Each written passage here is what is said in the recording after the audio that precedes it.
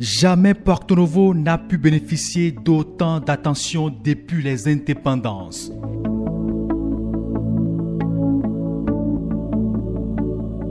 Une mutation spectaculaire qui lui redonne ses attributs de ville-capitale. Elle sort des ténèbres, rayonne enfin, brille de mille feux et les Ainovis savent le reconnaître à leur bienfaiteur.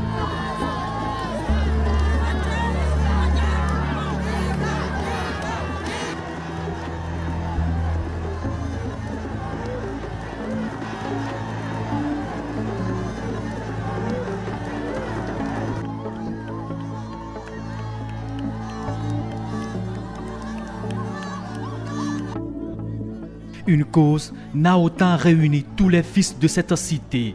Les populations de la ville aux trois noms l'ont démontré au président de la République. Une union doublée d'un accueil digne d'un prince pour saluer la positive transformation de leur ville.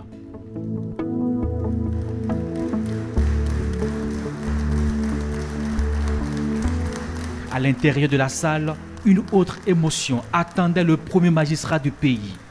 De longues minutes d'ovation, une affection débordante des forces vives. Patrice Talon, très touché, l'a confessé. Depuis mon arrivée à Porto Novo à partir de Dango, pendant qu'il fait un peu chaud actuellement, nous sommes au mois de décembre, il fait chaud. Mais j'ai commencé à avoir froid. Là où je vous parle actuellement, debout devant vous, j'ai froid.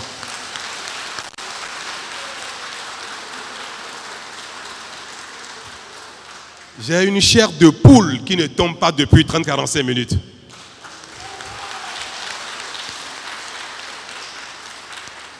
Là, mais je suis fou depuis bientôt 1 heure de temps.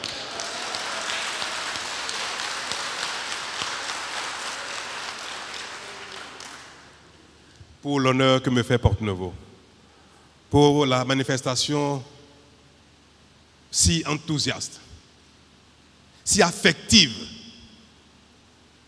Je suis objet depuis quelques minutes d'un témoignage d'amour incomparable, sans pareil. Mes chers Béninois, depuis 5 ans, nous avons vaincu la fatalité. Nous avons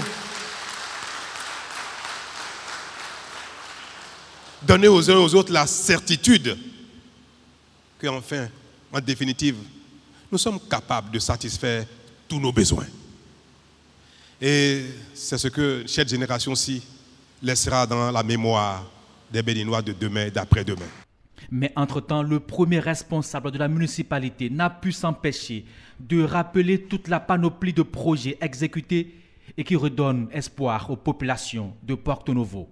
Il y a quelques semaines, les forces vives de Porto Novo s'étaient réunies pour célébrer les acquis de la ville sous votre gouvernance et rendre hommage à l'architecte que vous incarnez, le capitaine du navire Bénin, le meneur du jeu, notre numéro 10, l'indomptable, l'infatigable, le stratège, notre Merci.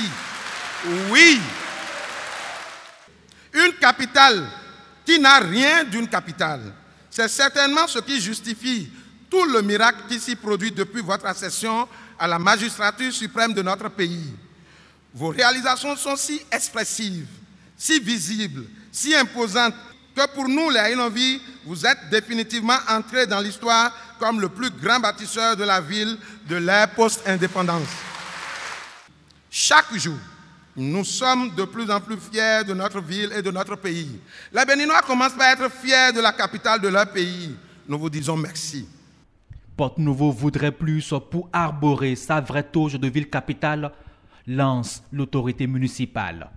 Les concitoyennes et concitoyens de la capitale nous chargent de vous dire très respectueusement, Monsieur le Président, qu'ils attendent la construction de la route inter-État Porto Novo-Igolo pour impulser une nouvelle dynamique économique avec le Nigeria. Qu'ils veulent vous voir lancer et inaugurer l'autoroute Sémin-Porto Novo avec un pont sur la lagune. Le 3e pont sur la lagune de Porto Novo qui relie notre ville à celle de Calavi, que ce serait merveilleux, Monsieur le Président, qu'ils désirent impatiemment l'aménagement et l'embellissement de nos berges lagunaires, que notre chère capitale ne dispose pas d'une infrastructure de grand standing pour accueillir des grandes rencontres à l'image d'un palais des congrès, que la capitale du Bénin espère dans les tout prochains mois le retour de toutes les institutions de la République.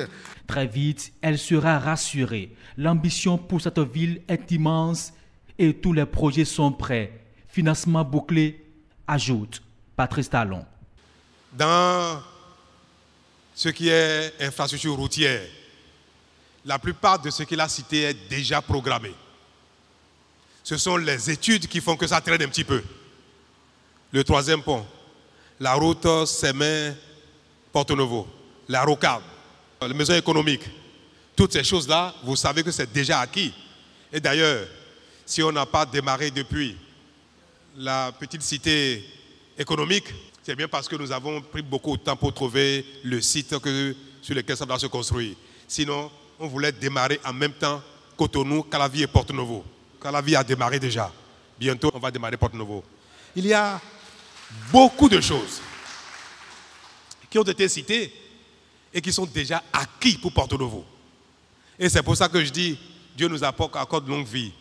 Pas trop longue vie, le reste là, il donnera à chacun ce qu'il a programmé. La prière que je lui fais, c'est que aucun de nous ne manque à l'appel dans les 1, 2, 3, 4 ans à venir. Même pour longtemps, hein, mais pour les 1, 2, 3, 4 ans là, qu'aucun ne manque à l'appel. Pour que nous commencions à voir ce qui vient.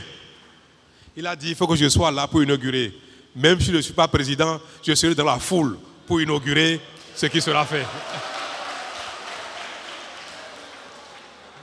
Il y a quelque chose dont je brûle l'envie d'être témoin. Quand nous allons, monsieur le Président de l'Assemblée nationale, puisque avant la fin de la mandature actuelle, le nouveau siège de l'Assemblée nationale sera construit.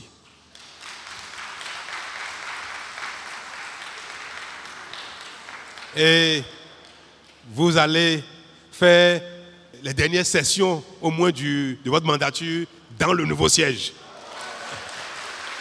Les institutions de la République auront toutes leur siège à Porto-Novo.